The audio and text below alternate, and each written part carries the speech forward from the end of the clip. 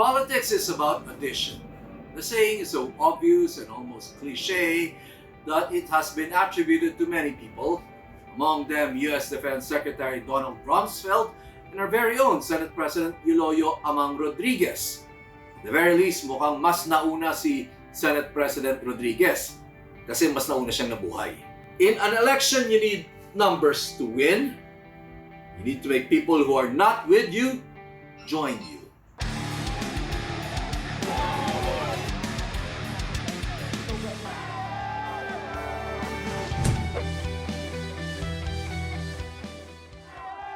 Let's start with this number, 50+% for Marcos Jr. in all surveys done in the last part of 2021.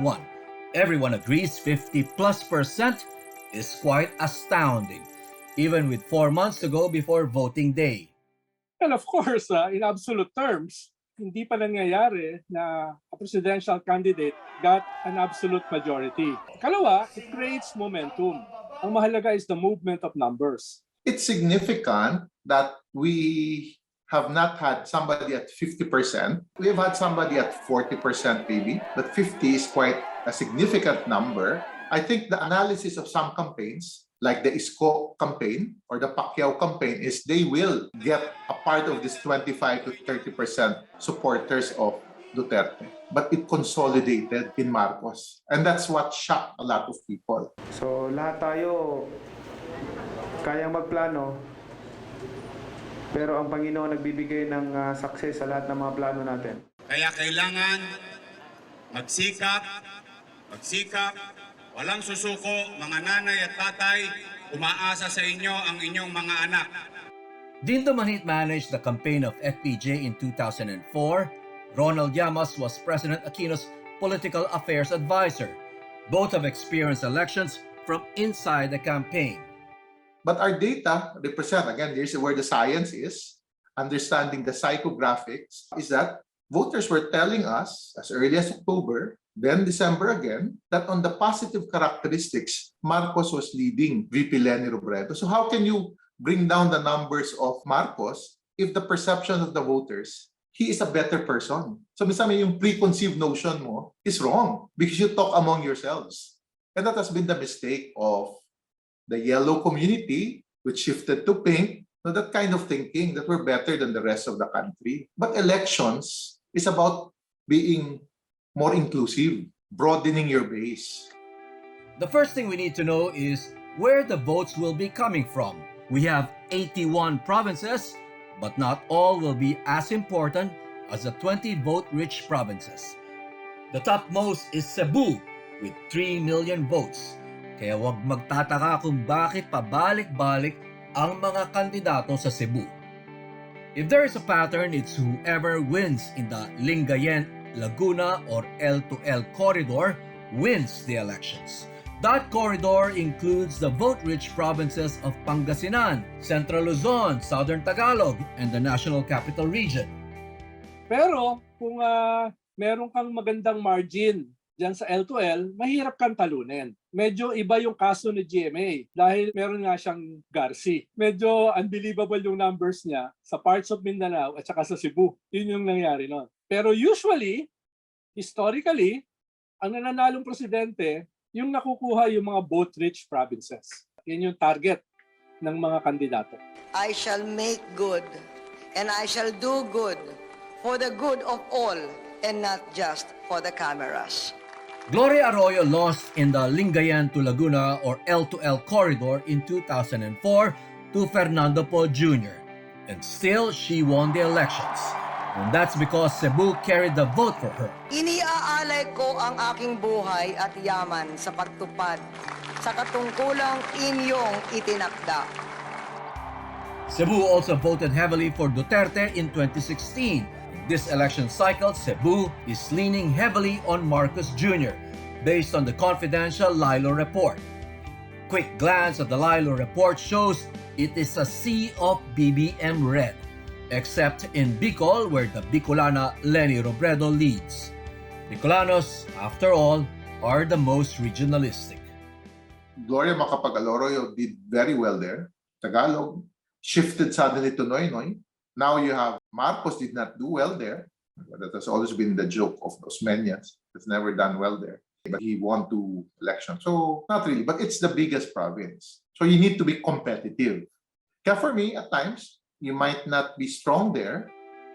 NCR, traditionally an opposition bailiwick, madalas kontra sa kung sino ang nakaupo, is also decidedly BBM.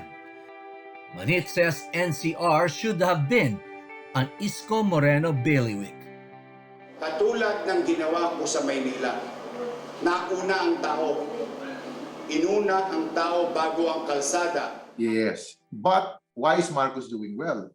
He captures Mega Manila. As I said, which should have been the base of either Isko Moreno or Calabar Zone. Could have been VP Lenny, could have increased her reach, di ba? Southern Luzon.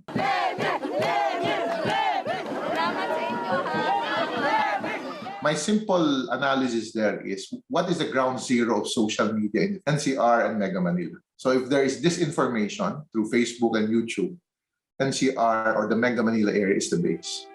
That politics is about addition perhaps explains why the BBM Sara Uni team is campaigning on, what else? On unity. May sinisigaw na mensahe ay ang pagkakaisa.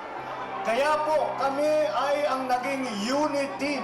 It probably also explains why Marcos Jr., the most polarizing candidate in recent years, refuses to engage in a negative campaign.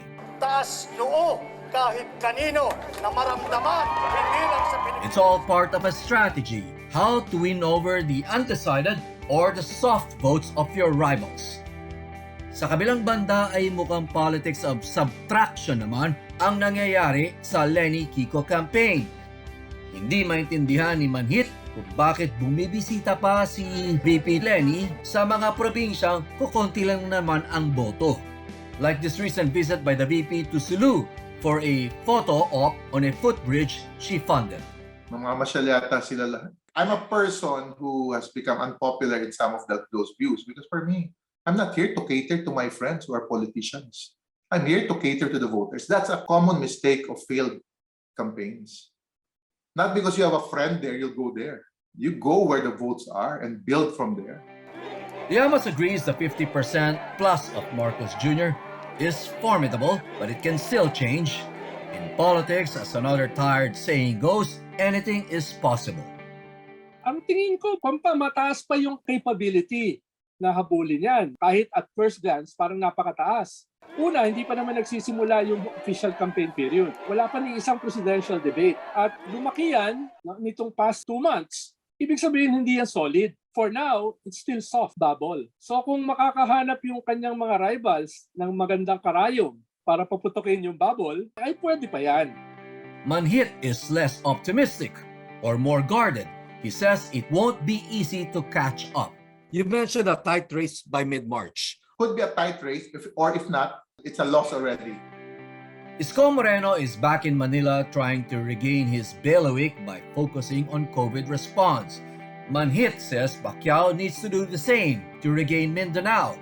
Ping Lacson is not passing up any presidential forum, believing it is where he can outshine the other candidates. Marcos Jr. was expected to lie low. Less talk, less mistake daw. But he surprisingly remains visible in interviews and not surprisingly avoided what he calls biased media. Ano po ba yung bias para sa inyo? Anti-Marcos. Mm-hmm. Yeah. And you think that they know. are? I know. How did you know, sir? Because the treatment we receive at her hands. Pinagbabasihan ko lang yung karanasan ko, yung mga experience ko in the last few years. Hindi lang ako, pati na yung kapatid ko, pati na basta't may kinalaman sa Marcos, talagang may bias na talagang ang pakiramdam ko. Kaya we have to, sabi ko, kung gano'n na naman na magiging usapan, wala nang silbi yun kasi hindi naman magbabago yung opinion ko. Talagang mukhang maliwanag hindi magbabago yung opinion niya. So, hindi namin mapapag-usapan. Yung para sa akin, ang importanteng pag-usapan kung ano yung mga dapat nating gawin. Dahil ang taong bayan, yun lang naman ang gustong pakinggan. Manhit says the Lenny campaign needs to reach out beyond the kakampings. the victory of Aquino in 2010. When Aquino broadened and simply even brought in Lakas people in his campaign, if you remember that, Patrick. Or even the vote delivery of VP Lenny when he ran for in 2016 are the traditional political groups that these so-called groups now are so allergic with. That's a problem. They have to wake up to that reality. Early frontrunners usually do not end up winning. In 2010, Manny Villar was the early leader. In 2016, it was Grace Poe. Both of them lost, but their lead did not go beyond 50% in the early surveys. The question is, can the others still catch up? Pwede pa bang habulin ang malaking lamang ni Marcos Jr.?